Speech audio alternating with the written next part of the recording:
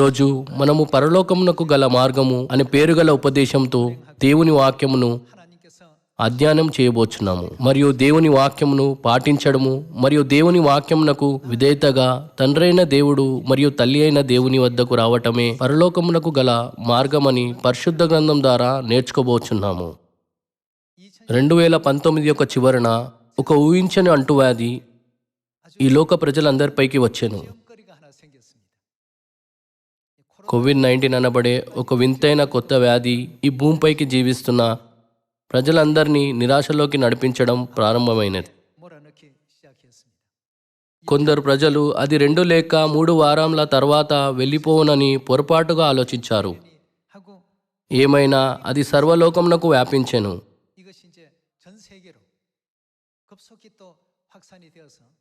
మరియు కోవిడ్-19 చేత ప్రస్తుతము 200కు పైగా దేశాలు ప్రభావితమయ్యాయి. ఇలాంటి ఊహించని సంఘటనలు జరిగినప్పుడెల్లా ప్రజలు గందరగోళంగా మారారు. ఈ లోక ఆర్థిక స్థితి అకస్మాత్తుగా నిలిచిపోయే సమయాన్ని మనము ఎదుర్కొని ఉన్నాము. మరియు సమాజంకు లేదా సాంప్రదాయానికి సంబంధం లేకుండా అధిక పరిశ్రమల కార్యకలాపాలన్నీ నిలిచిపోయాయి. ప్రపంచవ్యాప్తంగా ఈ మూసివేత కారణంగా తమ భవిష్యత్తుకు హాని ఉండదని నిరాశగా భావిస్తూ అనేక ప్రజలు భయాందోళనకు గురయ్యారు. అనేక ప్రజలు 2 వారాల తర్వాత అది వెళ్ళిపోవును, లేక అది వసంతకాలంలో లేక వేసవి కాలంలో ముగిస్తుంది అని తలంచారు. 2021 సంవత్సరము అప్పటికే సగము త్వరగా గడిచిపోయాను. గత 6 నెలల్లో మనం ఏమి చేశామో అరుదుగా గుర్తించుకునేలా ఇది చాలా వేగంగా కదులుచున్నది. నేను కలిసిన ప్రతి ఒక్కరూ సమయం చాలా వేగంగా ఎలా ఎగిరిపోయానో నాకు తెలియదు. ఏమీ చేయకుండా 1 సంవత్సరం గడిచిపోయాను, తర్వాత 6 నెలలు గడిచిపోయాను అంటూ ఇదే విధంగా భావిస్తారు. వారు ఇలా చెప్పుటకు గల కారణమనగా మొత్తం పరిస్థితి గురించి వారు కలవరపడుచున్నారు. అనగా ఏ దిశలో వారు తమ జీవితాలను లక్ష్య పెట్టవలెనో వారికి తెలియదని దీని అర్థము. సమస్త మానవాళి ప్రస్తుతం ఇదే పరిస్థితిలో ఉన్నారు. మనం ఈ పరిస్థితిని ఆత్మిక దృక్కోణం నుండి విశ్లేషించవలసిన అవసరం ఉన్నది. అచ్చట ఒక భవనము లేక ఒక పర్వతము లేక ఒక తెలిసిన ప్రదేశం లాంటి ఒక మైలురాయి ఉన్నట్లయితే సరైన దిశను కనుగొనుటకు సులభంగా ఉంటుంది. ఏమైనా ఏమీ లేని విశాల సముద్రంలో మీరు ఒక పడవపై ప్రయాణిస్తున్నారని ఊహించండి. మీ ఇల్లు ఉన్న ప్రదేశానికి చేరుకున్నటకు ఏ మార్గమున మీరు వెళ్ళవలెనో మీకు తెలియనట్లయితే ఏమవుతుంది? లేక మీ గమ్యాన్ని చేరుకున్నటకు మీరు ఏ దిశలో వెళ్ళవలెనో మీకు అవగాహన లేనట్లయితే ఏమవుతుంది? మీరు ఎలా భావించదరు? ఇలాంటి విశాలమైన సముద్రంపై మీరు ఉన్నట్లుగా ఊహించినట్లయితే మీరు చాలా కలవరపడెదరు. రండి మరొక దృష్టాంతాన్ని ఊహించుకుందాం. మీరు బాణం లాంటి వేర్ల యొక్క తీగలు మరియు అన్ని రకాల చెట్లు ఒకదానితో ఒకటి చిక్కుకున్న ఒక అడవి మధ్యలో మీరున్నారని మరియు ప్రతి దిశ ఒకేలా ఉందని ఊహించుకోండి. మీరు గ్రామానికి లేదా ఇంటికి తిరిగి వెళ్ళుటకు ఏ దిశలో వెళ్ళవలెనో మీకు అవగాహన లేనట్లయితే ఏమవుతుంది? లేక మీరు మరలా అదే స్థలానికి తిరిగి వస్తూ ఒక వృత్తాకారంలో నడుచుచున్నట్లుగా భావించినట్లయితే ఏమవుతుంది? మీకు అత్యంత అవసరమైనది ఏమిటి? రండి మరి యొక్క దృష్టాంతం గురించి ఆలోచిద్దాం. ఏమీ లేని ఎడారిలో మీరు నడుచుచున్నారని ఊహించుకోండి. మీరు ఎంతగా నడిచినను అది కేవలం అంతులేని ఎడారిగా కనబడును. మీరు 1 లేదా 2 రోజుల పాటుగా నడుస్తున్నారు, కానీ మీరు ఇంకా అదే ఎడారిలో నడుచుచున్నారు. తిరుగుచున్న ఒక డిస్కులోని వస్తువు వల్లే మీరు అదే స్థలానికి పదే తిరిగి వస్తున్నట్లుగా భావించినప్పుడు మీకు అత్యంత అవసరమైనది ఏమిటి? మీరు 1 గంట 2 గంటలు లేక 10 గంటల పాటు ఓడలో ప్రయాణిస్తున్నాను, ఇంకా విశాలమైన సముద్రము కనబడునట్లయితే ఏమవుతుంది? అపరిమితమైన మహాసముద్రంపై మీరు తప్పిపోయినట్లయితే ఏమవుతుంది? మీరు వెళ్ళుటకు ఏ దిశ లేనట్లుగా భావించినప్పుడు మీకు ఎక్కువగా అవసరమైనది ఏమిటి? ప్రతి ఒక్కరూ ఈ పరిస్థితులలో మీరు వెతకవలసినది ఏమిటి? మీరు దేవుణ్ణి వెతకవలెను కదా. రండి దీని గురించి భౌతికమైన దృక్కోణం నుండి ఆలోచిద్దాం. మీరెంత కాలంగా ఓడలో ప్రయాణిస్తున్నను విశాలమైన సముద్రంలో మీరు తప్పిపోయినట్లయితే లేక మీరెంత నడిచినను అంతులేని అడవిలో మీరు తప్పిపోయినట్లయితే, లేక మీరు నడుస్తూనే ఉన్నప్పటికీ అంతులేని ఎడారిలో మీరు తప్పిపోయినట్లయితే మీకు ఎక్కువగా కావాల్సినది ఏమిటి? మీకు దిశలను చూపించే ఒక దిక్సూచి లాంటి ఒక పరికరము మంచిగా ఉండును గదా. మీరు అలాంటి ఒక పరికరమును కలిగి ఉన్నట్లయితే మీరు అలాంటి పరిస్థితిలో ఉన్నప్పటికీ మీరు ఉపశమనము పొందెదరు.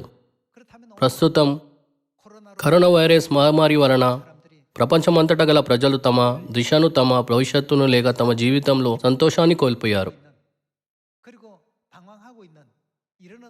అయితే ఈ పరిస్థితిలో ఒక దిక్సూచి లాంటి పాత్రను పోషించగలదు.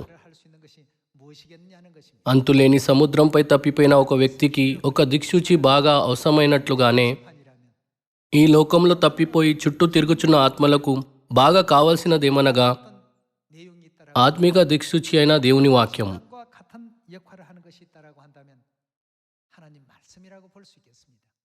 అందువలనే కీర్తనల యొక్క రచయిత దేవుని వాక్యము నా పాదములకు దీపమును నా త్రోవకు వెలుగై ఉన్నది అని చెప్పాను. కీర్తనల గ్రంథం యొక్క రచయిత తనకు ముందున్న మార్గంను తాను చూడలేక ఎక్కడికి వెళ్ళవలెనో తెలియనప్పుడు, లేక ఏ దిశలో వెళ్ళవలనో తేడాను గుర్తించుకోలేకపోయినప్పుడు దేవుని వాక్యం తనను తన గమ్యంనకు చేరుకునేలా సరైన మార్గంనకు నడిపించనని చెప్పుచున్నాడు.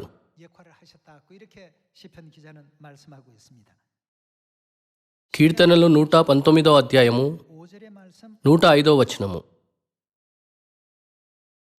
నీ వాక్యము, దేవుని వాక్యం ఏమిటి? నా పాదములకు దీపమును నా త్రొవ్వలకు వెలుగై ఉన్నది. చీకటిలో మనము మన కుడి ఎడమల యొక్క తేడాను గుర్తించలేక ఒక గందరగోళ పరిస్థితిలో మనం ఊహించబడినప్పుడు మనలను పరలోక రాజ్యంనకు నడిపించే ఆత్మిక దృక్సూచి యొక్క పాత్రను పోషించినది దేవుని వాక్యమేనని కీర్తనల గ్రంథం యొక్క రచయిత మనకు బోధిస్తున్నాడు. దేవుడు సర్వలోకం ఇదే పరీక్షను ఎదుర్కోబోయే సమయం వచ్చెను అని కూడా చెప్పాను. రండి ప్రకటన 3వ అధ్యాయము 10వ వచనం చూద్దాం. నీవు నా ఓర్పు విషయమైన వాక్యమును గైకొంటివి కనుక భూనివాసులను శోధించుటకును లోకమంతటి మీదికి రాబోయే శోధన కాలంలో నేను నిన్ను కాపాడేదను. కరోనా వైరస్ మహమ్మారి ప్రారంభమైన తర్వాత ప్రతి ఒక్కరి విశ్వాసము బయలుపరచబడెను. కలికమైన ఉత్సాహము కలిగి ఉన్న ప్రజలు లేక ఇతరులను కేవలం అనుకరించిన ప్రజలు పరీక్షలో విఫలమయ్యారు. సర్వలోకంపైకి పరీక్ష కాలం వచ్చినప్పుడు భూమిపై జీవించే వారందరూ పరీక్షించబడెదరు. ప్రజలు ఏ దిశలో వెళ్ళవలేనో తెలియకుండా చుట్టూ సంచరిస్తూ మూర్ఖపు క్రియలను చేయడం ప్రారంభించారు. సర్వలోకంలో జీవిస్తున్న ప్రజలందరినీ ఒకే విధమైన పరీక్షతో శోధించినని దేవుడు నిశ్చయంగా చెప్పారు. ప్రతి ఒక్కరూ మీరు ఒక యూనివర్సిటీకి వెళ్లేందుకై ఒక ప్రవేశ పరీక్షలో ఉత్తీర్ణం కావాలను కదా. ప్రజలు ప్రభుత్వ అధికారులుగా మారేందుకు సివిల్ సర్వీస్ పరీక్షను ఉత్తీర్ణం కావాలను కదా. దేవుడు సర్వలోకంను పరీక్షించినప్పుడు మనమందరము పరీక్షలో ఉత్తీర్ణమైనట్లయితే పరలోకానికి వెళ్ళెదము. సర్వలోకమునకు ఒక పరీక్ష ఇవ్వబడుతుంది. సర్వలోకాన్ని పరీక్షించేందుకై కరోనా వైరస్ మహమ్మారి మొదటి పరీక్షగా కనబడుచున్నది. ప్రపంచవ్యాప్తంగా 200కు పైగా దేశాలంతటా ప్రజలందరూ ఏకకాలంగా ఈ మహమ్మారి చేత ప్రభావితమయ్యారు. కాబట్టి ఈరోజు మనము పరలోకమునకు గల మార్గము అనే పేరు గల దేవుని వాక్యంను అధ్యయనం చేయుచున్నాము. మన ముందు, మన వెనుక, మన ఎడమ వైపున మరియు కుడి వైపున అంతా ఒకే విధంగా కనబడును. మరియు మనం ఏ దిశకు లేదా లక్ష్యంకు గురిపెట్టవలెనో మనకు తెలియదు. మనము ఒక దిక్సూచిని కలిగి ఉన్నట్లయితే మనము సరైన దిశను కనుగొని మన గమ్యస్థానం వద్దకు వెళ్ళగలము. అదేవిధంగా దేవుని వాక్యం ఎల్లప్పుడూ మనలను ఆత్మిక దిక్సూచిగా సరైన దిశ వద్దకు నడిపించును. అందువల్లే దేవుడు కీర్తనల గ్రంథం యొక్క రచయిత ద్వారా నీ వాక్యం నా పాదములకు దీపమును నా త్రొవ్వకు వెలుగై ఉన్నది అని చెప్పారు. అనగా మనము ఏ మార్గంలో వెళ్ళవలెనో మనకు తెలియనప్పుడు దేవుని వాక్యం వెలుగును ప్రకాశించి మనకు దీపంగా మారునని దీని అర్థం కాదా? అందువల్లనే పరిశుద్ధ గ్రంథంలో దేవుడు మనం ఎన్నటికీ దేవుని వాక్యంను నిర్లక్ష్యపరచకూడదని మరియు వాటికి ఏదియూ కలపక అందులో నుండి ఏదియూ తీసివేయకూడదని చెప్పారు. రండి ప్రకటన 22వ అధ్యాయము 18వ వచనం చదువుదాం.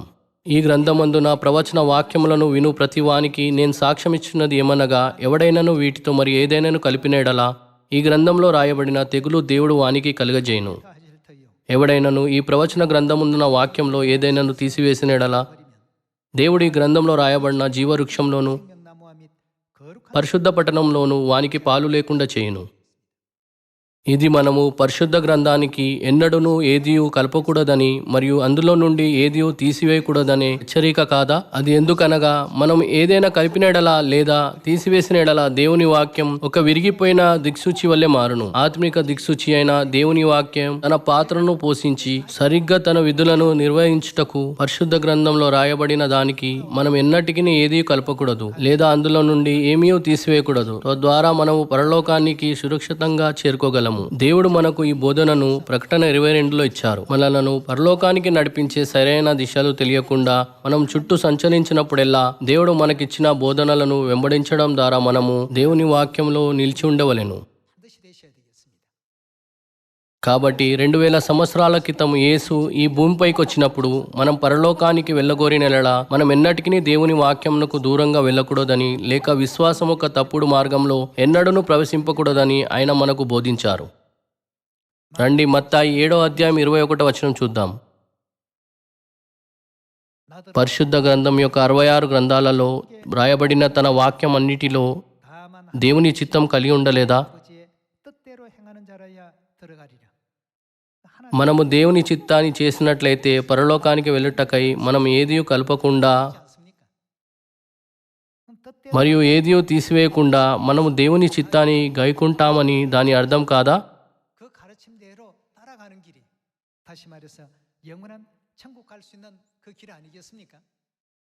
అయితే మన కనులను పరలోక రాజ్యంపై ఉంచుటకు ఆంక్షశాలుగా ఏమీ కలిగి ఉండవలనని పరిశుద్ధ గ్రంథం ఒక 66 గ్రంథాలు సెలవిస్తున్నాయి. రండి దీనికి సంబంధించి పరిశుద్ధ గ్రంథంలో ముఖ్యమైన బోధనను చూద్దాం. రండి ప్రకటన 22వ అధ్యాయము 17వ వచనం చూద్దాం. ఆత్మయు పెళ్లి కుమార్తెయు రమ్ము అని చెప్పుచున్నారు. వినువాడును రమ్ము అని చెప్పవలెను. దప్పిగొనిన వానిని రానిమ్ము, చేయించు వానిని జీవజలములను ఉచితంగా పుచ్చుకొననిమ్ము. మీరు ఏ మార్గంన వెళ్ళవలెనో చెప్పలేక మీరు చుట్టూ సంచరిస్తూనే ఉన్నట్లయితే మరియు మీరు ఒక వారం లేదా ఒక నెల పాటుగా అంతులేని విశాల సముద్రంపై మీరు ప్రయాణించిన తర్వాత కూడా ఎంతగా మీరు ముందుకెళ్ళినను అది చాలా నిరాశాభంగంగా ఉంటుంది. నేను ఈ మార్గంలో వెళ్ళుచునే ఉండవలెనా? నేను ఇప్పుడు సరైన దిశలోనే వెళ్ళుచున్నానా? నేనెందుకు ఇంకా ఒకే స్థలం వద్ద ఉన్నట్లుగా భావిస్తున్నాను? మనలను తికమక పరిచే మరియు నిరాశపరిచే అనేక తలంపులు ఉన్నాయి. ఏమైనా దేవుడు ఆ విధమైన పరిస్థితి తలెత్తినప్పుడు మీరు ఎక్కువగా ఆలోచించకండి, కేవలం నా వద్దకు రండి అని చెప్పారు. ఆత్మయు పెళ్లి కుమార్తెయు మీరు మమ్మల్ని చూడగలిగే దిశ వద్దకు రండి అని చెప్పుచున్నారు. మనము ఆ దిశలో వెళ్ళినప్పుడు మనం వెళ్ళాలనుకున్న పరలోకానికి వెళ్ళగలము. మన గమ్యస్థానం పరలోకము. రండి ఇతర విషయాల చేత దారి తప్పకుండా ఉందాము. మన హృదయాలు దారి తప్పి మరియు మనము తప్పిపోయినట్లుగా భావించినప్పుడు రాము అని చెప్పుచున్న ఆత్మ మరియు పెళ్లి కుమార్తె వద్దకు మనం వెళ్ళవలెను. వినువాడును రమ్ము అని చెప్పవలెను. దప్పికొనిన వానిని రానిమ్ము, ఇచ్చయించు వానిని జీవ జలమును ఉచితంగా పుచ్చుకొనిమ్ము అని పరిశుద్ధ గ్రంథం సెలవిస్తున్నది. మనము నిత్య పరలోక రాజ్యంకు వెళ్ళాలని కోరినప్పటికీ నేను ఇలా నిరంతరంగా నడుచుకున్నట్లయితే నిజంగా పరలోకంకు వెళ్ళగలనా? నేను సరైన కార్యమే చేయుచున్నానా? నేను కేవలం అలాగే ఉన్నట్లయితే ఏమవుతుంది అని ఆలోచిస్తూ ఏ దిశలో వెళ్ళవలెనో తెలియకుండా మనము తప్పిపోవచ్చు. ఏమైనా మన తండ్రి మరియు తల్లి అయిన ఆత్మయు పెళ్లి కుమార్తెయు ఆ మార్గంలోనే నిలిచి ఉండక నా యొద్దకు రండి అని చెప్పుచున్నారు. రండి యోహాను సువార్త 14వ అధ్యాయంలో మనం ఎందుకు దేవుని వద్దకు వెళ్ళవలెనో అనేక కారణాల్లో ఒక దానిని చూద్దాం. రండి యోహాను 14వ అధ్యాయం 1వ వచనం చూద్దాం.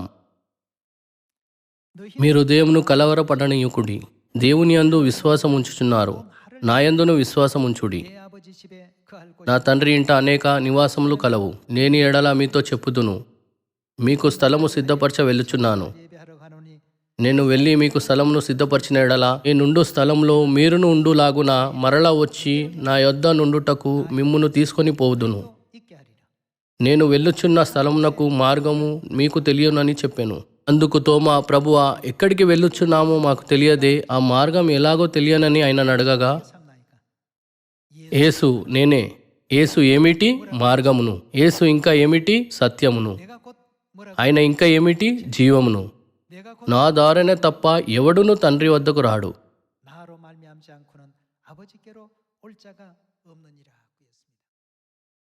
우리가 దేవుడు నివాసించే నిత్య పరలోక రాజ్యంనకు వెళ్ళుటకై మనం యేసుక్రీస్తు ద్వారా వెళ్ళవలెను. 예수 그리스도를 통해 ప్రకటన 22వ అధ్యాయంలో మనము చదివిన దాని ప్రకారము ఆత్మ మరియు పెళ్లి కుమార్తె మనలను నడిపిస్తున్నారు. ఇలా సెలవిస్తూ, ఏ ఇతర మార్గం లేదు, 수많은 ఇతర మార్గముల వైపు చూడకండి, 한 것이다. అవి ఎండమాములు తప్ప మరి ఏమీ కావు. నాపై మీ దృష్టిని స్థిరపరిచి నా యొద్దకు రండి, నేనే మీకు కావలసిన మార్గమును. 이렇게 지금 하나님께서는 안내하고 계십니다. విశ్వాసపు మార్గమును నడుచుచుండగా మీరు అపరిమితమైన మహాసముద్రంపై తేలుచున్నట్లుగా మీరు నిరాశ చెందినట్లయితే, 정글 속에서 ఇక మీరెంతగా నడిచినను ఎన్నటికీ ముగించబడనట్లుగా కనబడే అడవిలో మీరు తప్పిపోయినట్లుగా చుట్టూ సంచరిస్తున్నట్లుగా భావించినట్లయితే, 위를 건너 లేక అంతులేని ఎడారిలో మీరు నడుస్తూ తప్పిపోయినట్లుగా భావించినట్లయితే, 한 것이면 మీరు ఈ పరిస్థితులపై దృష్టి పెట్టకూడదు. 다른 것을 보면 안 됩니다. 우리 మీ విశ్వాస జీవితంలో మీరు ఇలాంటి క్షణాలను కలిగి ఉన్నారని అనుకుంటున్నాను. 믿습니다. ఏమైనా ప్రపంచంలోని ప్రజలందరిపైకి వచ్చే పరీక్షను మీరు ఎదుర్కొన్నప్పుడు దయచేసి తండ్రి వైపు చూడండి మరియు దయచేసి తల్లి వైపు చూడండి. నేనెవరో మీరు ఎరిగి ఉన్నట్లయితే మీరందరూ నా వద్దకు వచ్చి నన్ను అడిగి ఉండేవారు. 물었을 것이다. 내가 నేనెవరో మీరు ఎరిగి ఉన్నట్లయితే మీరందరూ నా వద్దకు వచ్చి నన్ను వెతికేవారు. 와서 구했을 것이다. 2000 సంవత్సరాల క్రితం వచ్చిన యేసు మరలా ఈ భూమిపైకి వచ్చినట్లయితే క్రైస్తవ మతంలో లోపల ఉన్న వివాదము మరియు విభజన ఒకసారిగా పూర్తిగా పరిష్కరించబడుతుందని ప్రజలు తలంచవచ్చు. ఏమైనా 2000 సంవత్సరాల క్రితం వచ్చిన యేసు అప్పటికే ఈ భూమిపైకి వచ్చి ఉన్నారు. కానీ మతపరమైన వివాదము మరియు విభజన ఇంకా అలాగే నిలిచి ఉన్నది, ఏమీ మారలేదు. క్రైస్తవులుగా పిలువబడుచున్న ప్రజలు అంతర్జాలంపై హానికరమైన పుకార్లను వ్యాపిస్తూ రెండవసారి వచ్చిన యేసును ద్రోషిస్తున్నారు మరియు ప్రజల అభిప్రాయం ద్వారా నిజమైన సంఘాన్ని నిరాకరిస్తున్నారు. ఒక్క విషయం కూడా మారలేదు. ఏమైనా బుద్ధి జ్ఞానంలా సర్వసంపదలు క్రీస్తు యందు గుప్తంలై ఉన్నావని పరిపూర్ణంగా విశ్వసించిన అపోస్తలుడైన పేతురు, పౌలు మరియు యోహాను లాంటి విశ్వాసంతో మన తండ్రి మరియు తల్లి వైపు చూసినట్లయితే పరలోకానికి తిరిగి వెళ్ళుటకు సరైన మార్గాన్ని కనుగోగలము. 갖는 사람들이 결국 길을 제대로 찾고 영원한 పరిశుద్ధ గ్రంథం యొక్క 66 గ్రంథాలు మనలను పరలోకానికి నడిపించే సరైన దిశలను బోధిస్తుంది. 내용이라고 볼 수 있겠습니다.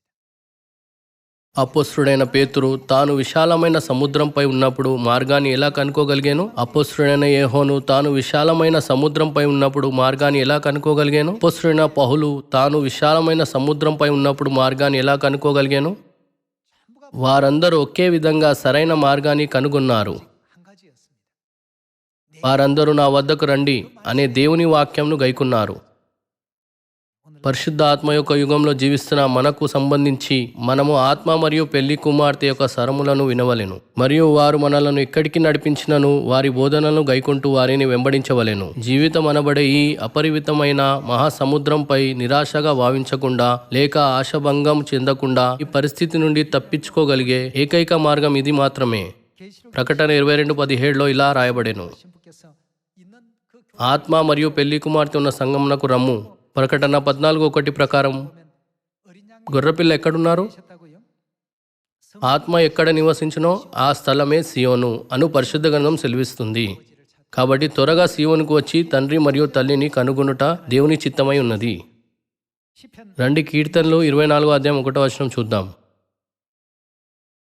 భూమియు దాని సంపూర్ణతయు లోకమును దాని నివాసులను యెహోవావే. ఆయన సముద్రముల మీద దానికి పునాది వేసెను, ప్రవాహ జలముల మీద దాన్ని స్థిరపరచెను. 하셨도다. 여호와 యెహోవా పర్వతమునకు ఎక్కదగిన వాడెవడు? ఆయన పరిశుద్ధ స్థలంలో నిలవదగిన వాడెవడు?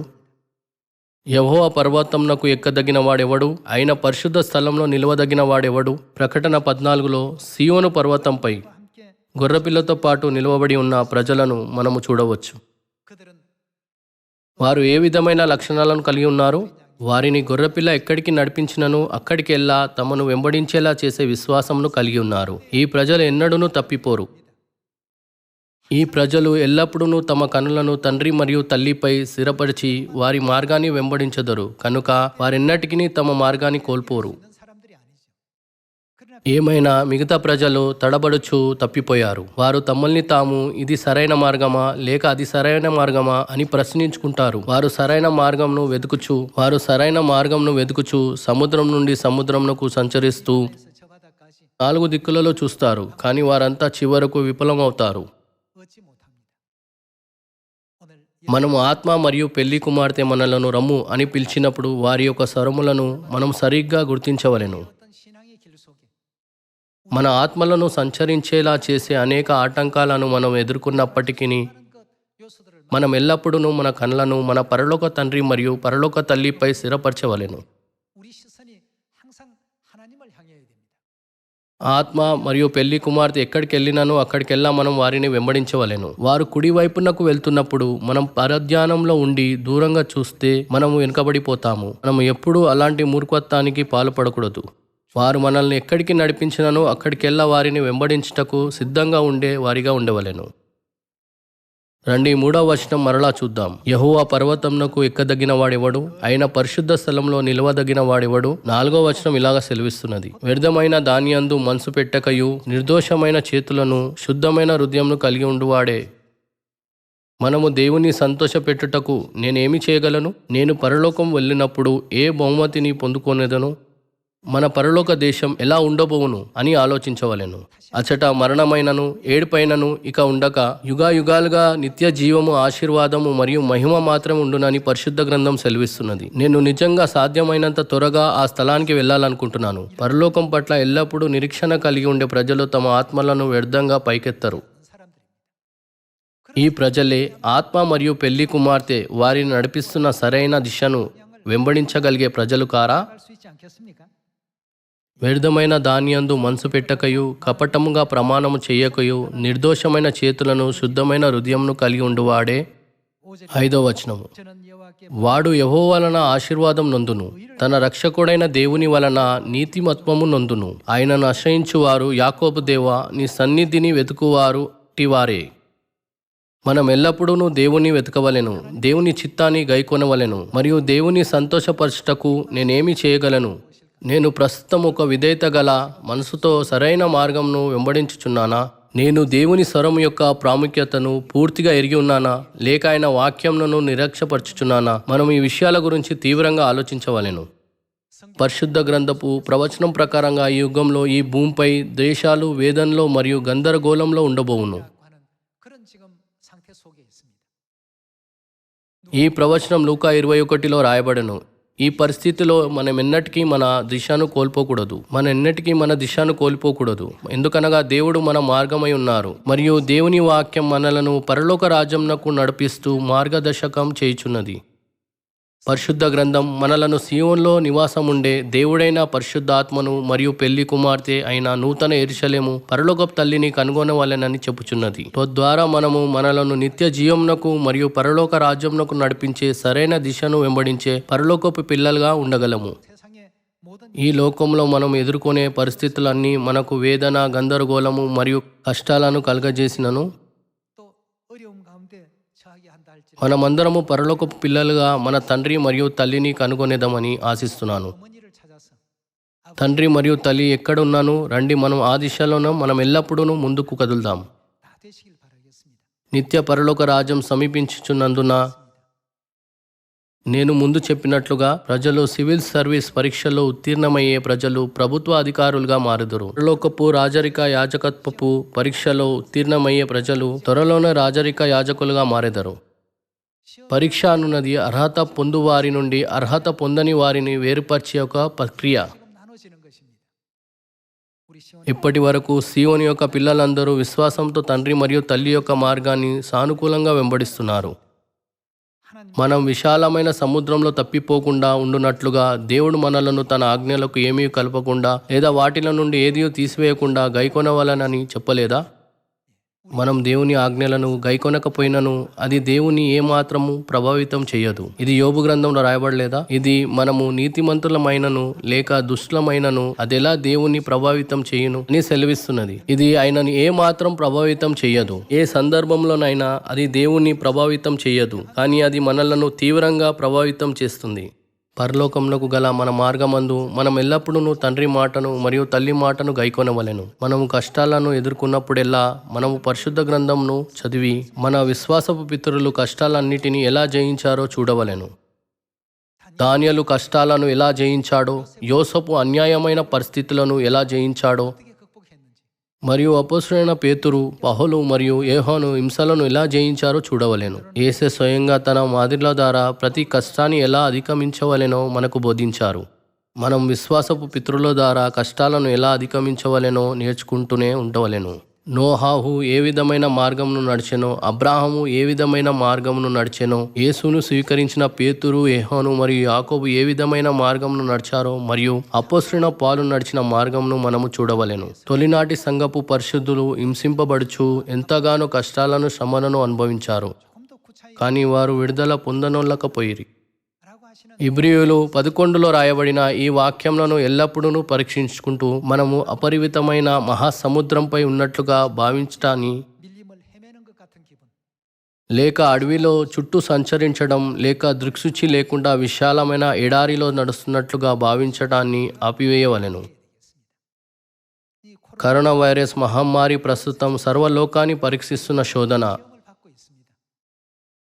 이런 మన విశ్వాసం ఇంకా ఎక్కువగా ఎదగగలుగునట్లుగా ఇలా జరుగుచున్నది. 있도록 పరలోక తండ్రి మరియు పరలోక తల్లిని కనుగొనటమే పరలోకమునకు గల మార్గాన్ని కనుగొనేందుకు మూలము. సియోను కుటుంబ సభ్యులందరూ అంతం వరకు తండ్రి మరియు తల్లి వారెక్కడికి వెళ్ళినను అక్కడికెల్లా వెంబడిస్తూ పరలోకానికి వెళ్ళదరని ఆశిస్తున్నాను. ఈ కృపగల మరియు ఆశీర్వాదకరమైన దినమందు సృష్టికర్త యొక్క శక్తిని జ్ఞాపకం ఉంచుకొనుచుండగా మన తండ్రి మరియు తల్లి భూమి ఆకాశాలను మరియు వాటిలో ఉన్న సమస్తమును సృష్టించారని మనము జ్ఞాపకం ఉంచుకొనవలెను. సియోను కుటుంబ సభ్యులందరూ దీనిని మరొక్కసారి మన హృదయాలపై లెక్కించుకొని పరలోక రాజ్యంలో ప్రవేశించదారని ఆశిస్తూ నేను ఈనాటి ఉపదేశమును ముగించాలనుకుంటున్నాను. చాలా ధన్యవాదములు.